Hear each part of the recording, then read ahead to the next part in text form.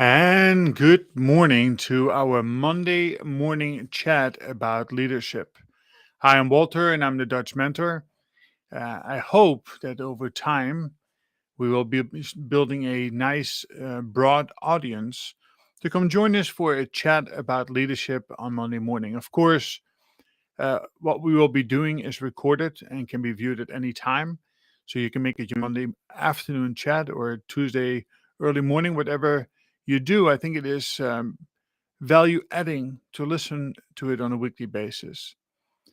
Some days I'll have an outside guest coming in to talk about their experiences, their keys to success, or their view of leadership itself.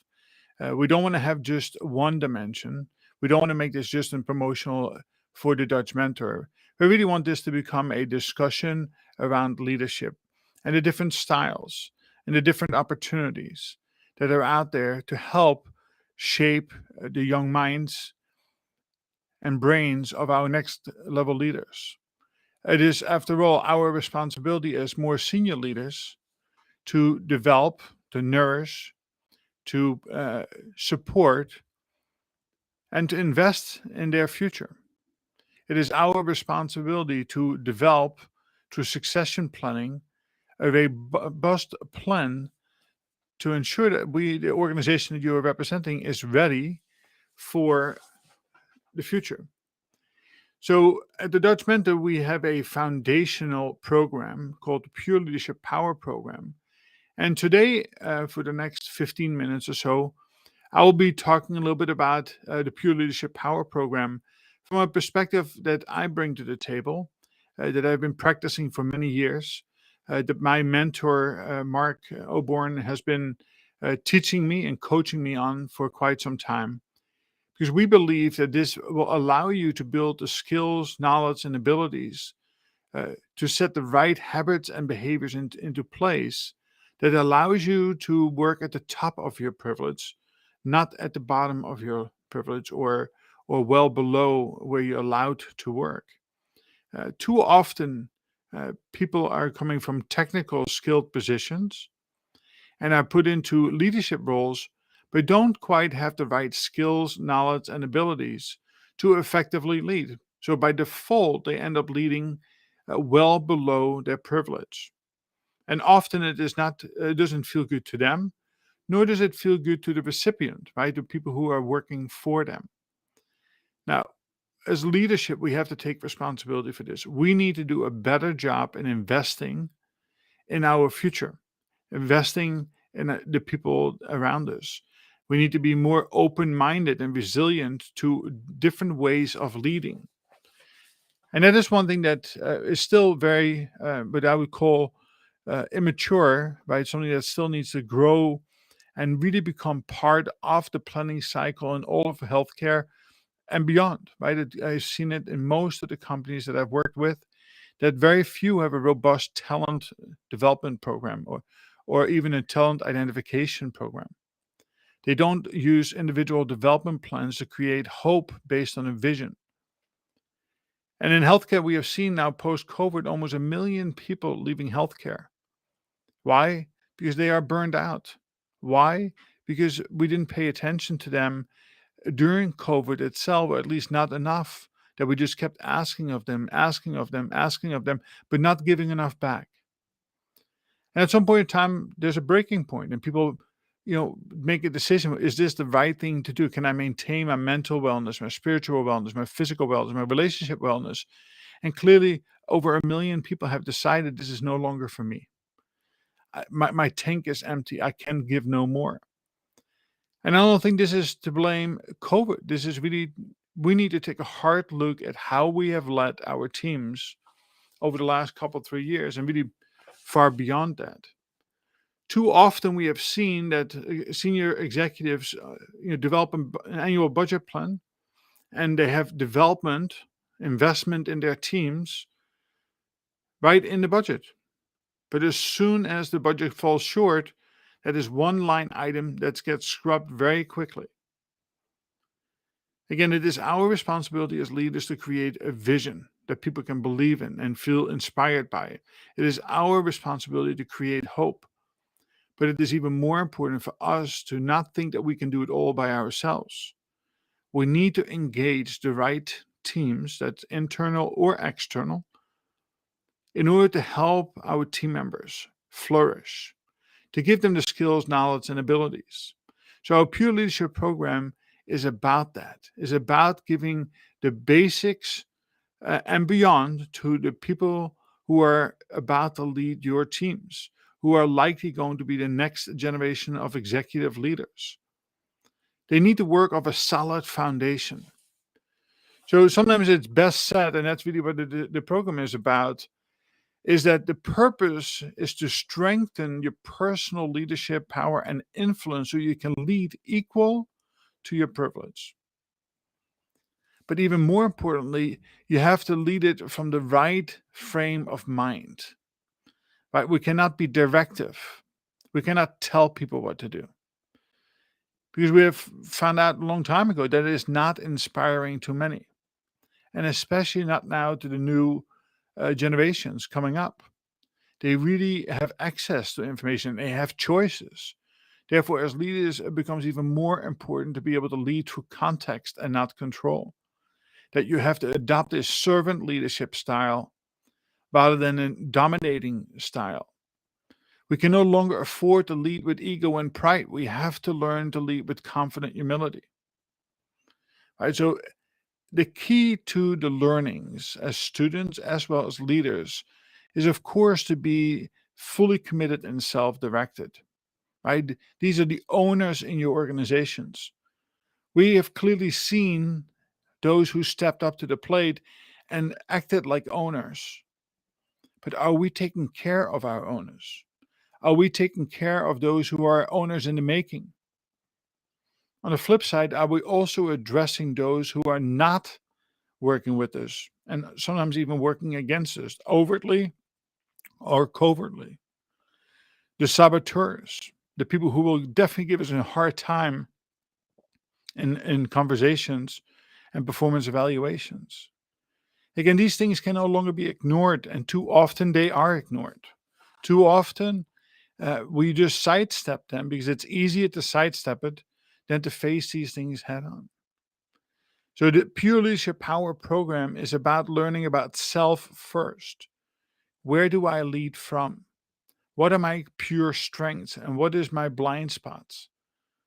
Do I love myself enough to be able to lead with confident humility? Do I, am I dependent on others to lead? Do I suffer from an imposter syndrome, or do I not feel that I am good enough or worthy enough to be able to lead? And of course, the worst kind is, leading with ego and pride. The strong man or woman. So again, the desired outcome here is to really learn how to leverage your leadership power and influence. And this is not in a dominating way, but this is by confident humility, by creating this vision that people can buy into, this leading through context by explaining why this is so very important. So if you think about the Pure Leadership program, and too often we think about, oh, this is soft stuff, this is not for me, this is, been there, done that, I read about it. But resilience, emotional intelligence is not something that you can just say, I got it once, I read about it. I might even take a test online to see how my EQ scored and walk away from it. Learning to lead with confident humility is something that you need to practice all of the time. It is truly like a muscle. It is something that you have to go out and exercise. You have to continuously evaluate, where do I lead from? Do I lead from competence and talent? Do I lead from with love for self? Do I lead outward rather than inward looking? Right. So leading with confident humility is one of those cornerstones that we'll be exploring to great depth. You will be exploring continuously in everything that you do. And it is likely that every single leader falls slightly differently in different categories. And that's perfectly normal.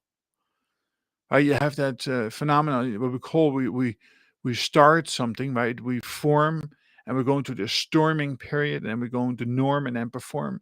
Well, the same thing on your journey. Each one of you is going to be at a different part of that journey.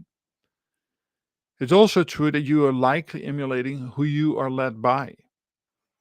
So your blind spots could be great in regards to leading with confident humility.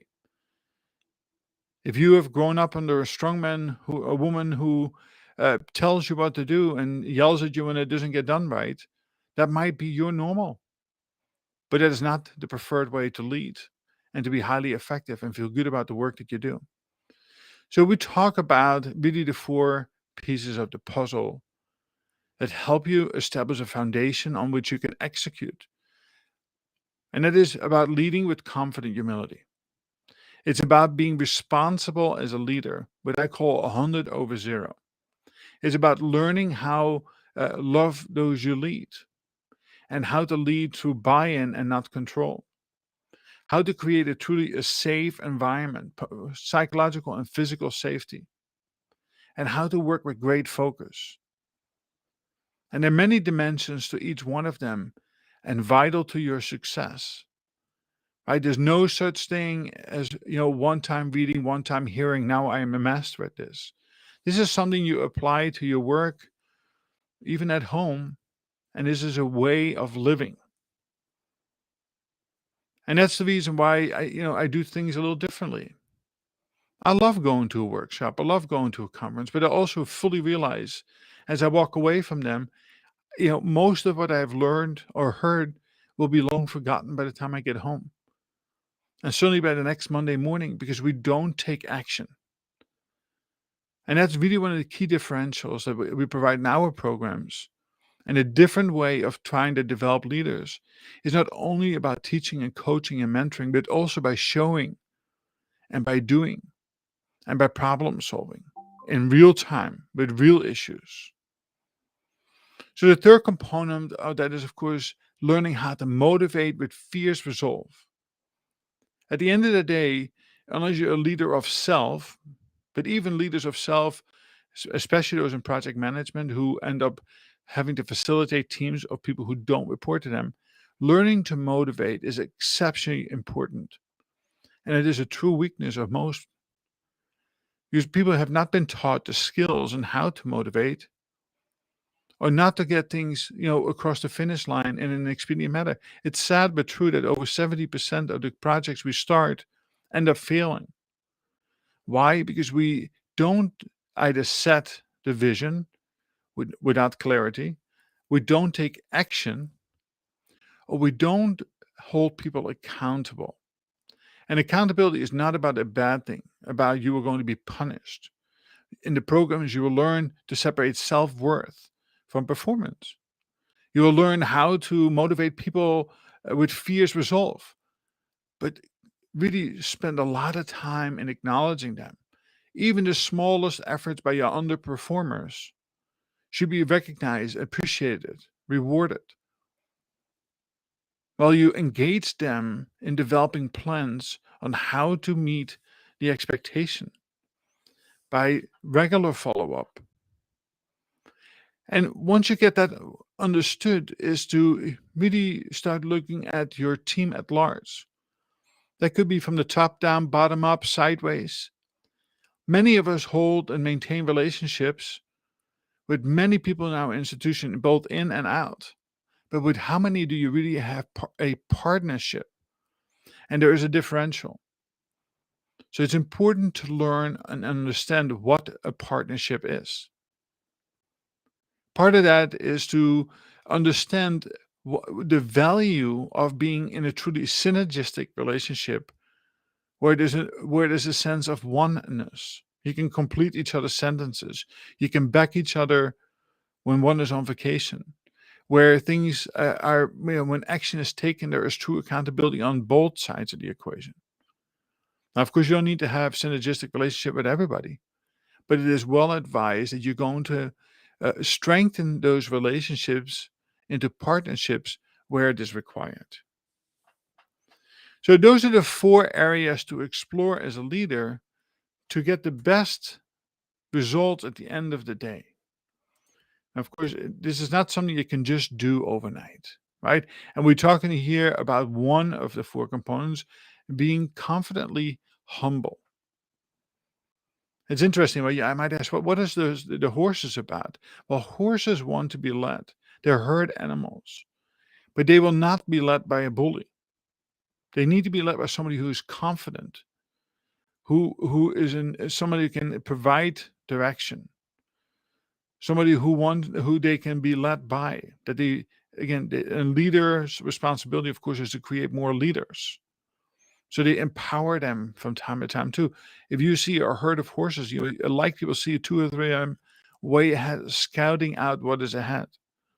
Right? That's empowerment. Well, and human beings are very similar to that. So here's the confident humility grid. And again, we don't go into it very deep here today, but it's something to consider, right? Where do you fall on this confident humility grid, right? The level of confidence versus insecurity and pride versus humility. And it is very likely that once you get to understand what falls into each of those categories, that you have a little bit of everybody in there. Right? If you look at this, you can certainly identify some of our leaders of large companies and what category that they belong. Now, don't get me wrong, some leaders can be in the egocentric and pride quadrant in the top left-hand corner and still be highly successful. But people who work for them usually stay because of compensation, not because they feel great about the work that they do. So these are is the last slide that I will share today. That the 3 essentials attributes of a highly effective leader. I just think about that. It is about character, right? Who are you from the values and integrity standpoint, and what do you stand for? Somebody who can bring a great vision to the table, right? Who can inspire others, is also of great character. Now, I didn't say that they are perfect. They can have character flaws, but they also need to know when to apologize. They also need to know when to overcome that. Right? But character has a lot to do with being a highly effective leader. Stability is one, right? Being a great vision is 2. Spending time going on the Gemba, time and effort in development of the team is essential. So emotional intelligence is the ability to connect with empathy to others. Again, vitally important. And you can make a self-assessment where you are today. This is that muscle I was talking about, is that you have to train on a regular basis in order to gain strength and stay strong at it. Now, I use an equation in the programs that I teach about E times R equals O. Right? Live events will happen. It is how we respond to them that is going to determine an outcome versus how we react to them. If you have a high level of EQ and you're able to have that ability to listen carefully, even sometimes in a nanosecond, and be able to process that information and respond with empathy, you're likely going to have better outcomes. And the third component is your competence, right?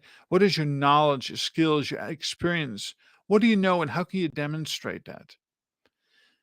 I've seen too many imposters, people who know things just skin deep, but as soon as you ask the second or third question, they are lost.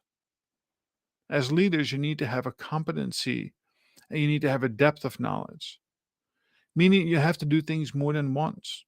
You have to continue to be committed to self-development, albeit going out and get your ACHI credentials or your fellowship credentials with ACHI. It's so great to see people in Chicago this week, and so many of them graduating with their, becoming the board certified fellow of the American College of Healthcare Executives. It doesn't make a difference if you're in engineering and in other industries. You too should pursue the highest level of certification as a way of pursuing higher education and continuous development of self, and then applying what it is that you learn by taking action. That's where true strength comes from. So, what is the definition of confident humility? And I'll leave you with that thought for today. So, it is about being centered, both personal strength, your character, and your competency as the three attributes I just talked about. But you need to see beyond yourself, right? You need to be extremely empathetic. You need to accept responsibility because none of us are perfect. I know I'm not, and I've made my fair share of mistakes, and I try to recover from them and to the best of my ability and pay it forward by sharing what it is that I have done wrong. And again, a well placed apology and working harder than ever to overcome them is a way to be open and honest with your teams and be outer focused. In other words, be less concerned about self and more concerned about what you can do for others, right? Outer focus. All right, with that said, I'll leave you with a simple thought. Is that really two things. A, it is that we need to make sure that we always separate people's worth from people's performance. Think of that $100 bill. If I crumble it up and I throw it into the mud and step on it, and then I pick it up and open it up, it's still valued at $100. Look at it from your team members. Just because somebody is not performing does not mean that they have no value.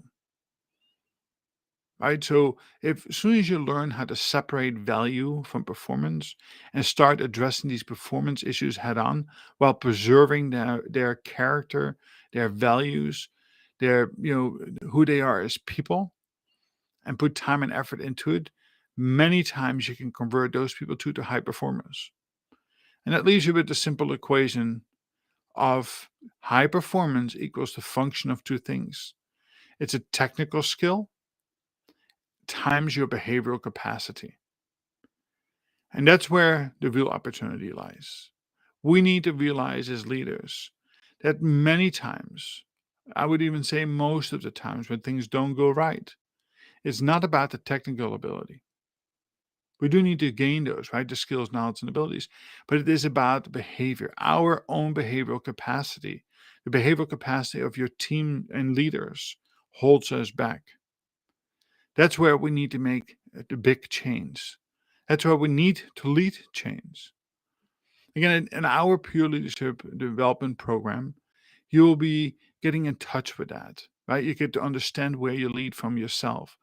I will coach, teach, mentor, and put into place, into action, measurable objectives for yourself, what you need to work on in order to be able to lead with confident humility, to be responsible, to motivate with fierce resolve and build genuine partnerships, all with the purpose so you have the right habits and behaviors in place to be able to drive performance. Listen, it's true. We need to bring value to our organization. We need to bring value to the positions we have. We need to, focus on the outcomes of quality and safety and cost reduction, expansion of programs, transformation. All this is value. But in order to bring value to the organization, we need to be performing. And it can be just one or two. So again, thank you for joining our Monday morning chat about leadership. Next week, we'll have a guest, so it'll be a dialogue, and maybe we alternate it. And if you have any interest yourself to come on the show on Monday mornings at 10 o'clock sharp for the live, which of course can be reviewed at any time after, come join me. Reach out to me at thedutchmentor@gmail.com. Just let me know what you would like to talk about, and let's make it happen. If you have any interest in our programs, you can always find us at thedutchmentor.com. You can book a free consultation in the top right-hand corner, and let's have a chat. Let's see if our programs are right for you.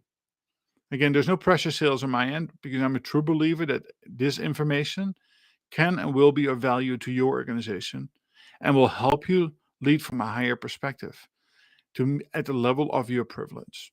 Have a wonderful day. Be successful. Feel inspired. Lead with passion. And let's continue the conversation next week. Take care and be well. Have a fantastic week.